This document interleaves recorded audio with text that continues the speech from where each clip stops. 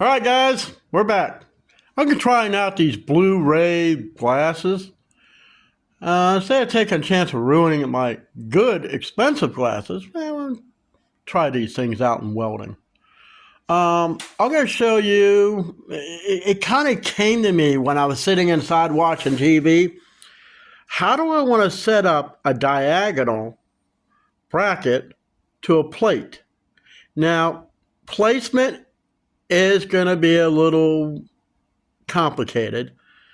I did clean up the two plates, and what we need to do is, well, I had to come up with how to hold something at a 45-degree angle and have it be level. Yeah.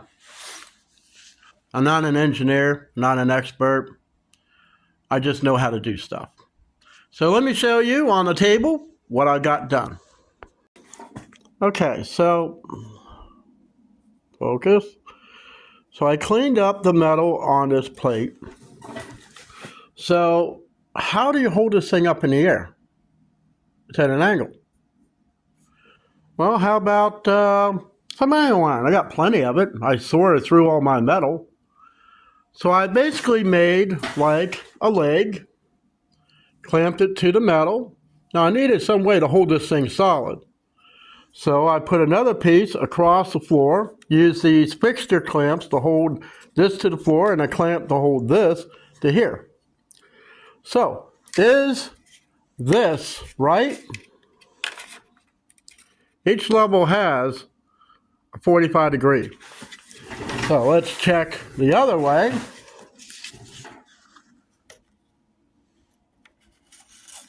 Now I got a bulge, so that doesn't help.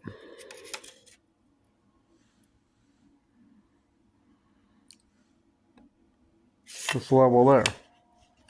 So I'm going to use my MIG welder. I'm going to put little tacks on here in place. Then I can remove this clamp up here so I can see when I put this plate on the excavator, will it sit correctly? That's the key. Will it? Looks like it does.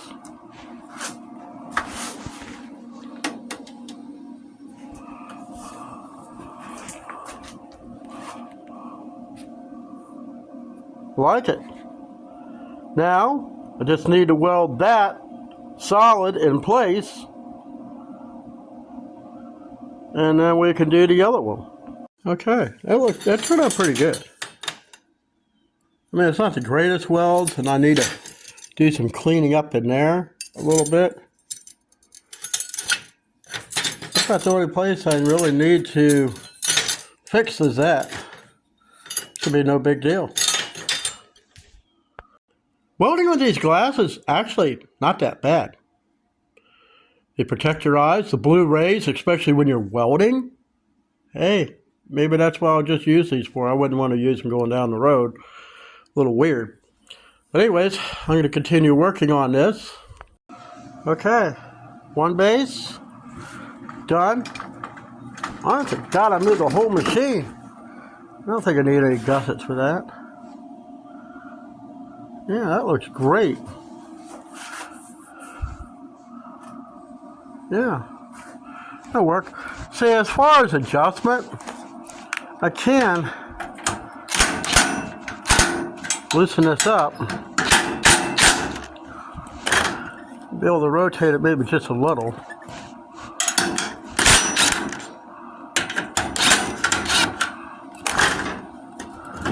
Just a little bit. But all in all, yeah, I like it. Now I gotta do the other side. Okay, I got both of them done. They turned out pretty well. Filing these holes will give you a little bit more adjustability. So the next thing we need to do is weld these uprights to there, making sure that the miter goes towards the front of the machine. Okay. Trying to get this fixture table now, mind you, I need this to be parallel, plumb going up. So I came up with an idea because I don't do good with angles. So I figured let's try a big square.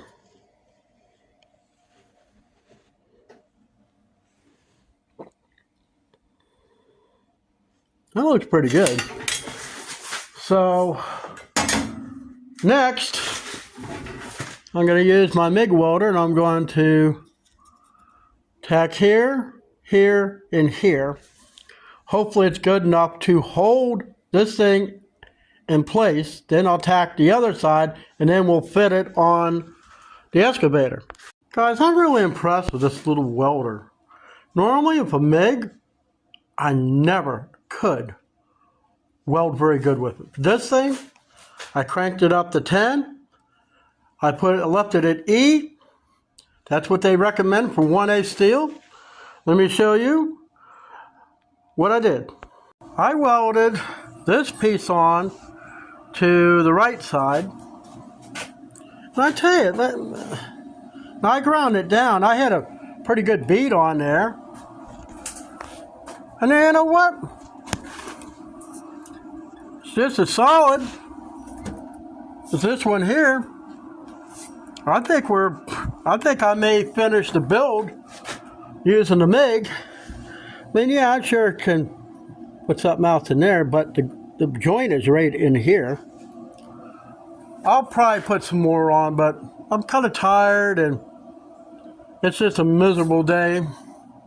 But at least we got the uprights on the back done. The front ones are next. Not today, maybe some other time. But anyways, I'm dirty, I'm tired, and I haven't had nothing to eat today. So I'll see you next time here on Lynn's Homestead. You have an awesome day.